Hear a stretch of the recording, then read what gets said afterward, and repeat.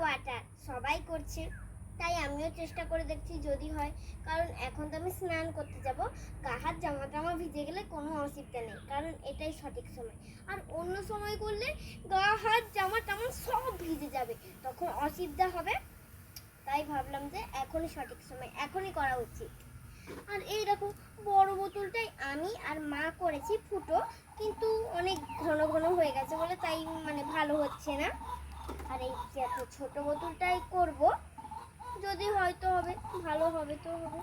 চলো এবারে এই বোতলটায় জল ভরে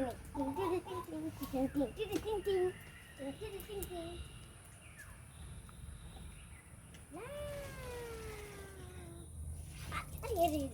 জল ভর্তি হয়ে গেছিল।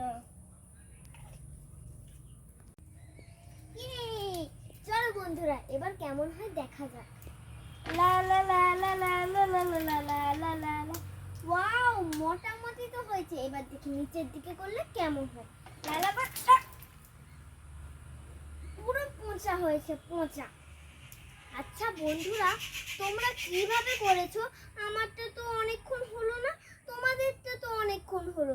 কমেন্ট করে জানাও তো দেখি। টাটা, চেষ্টা তো করেছি।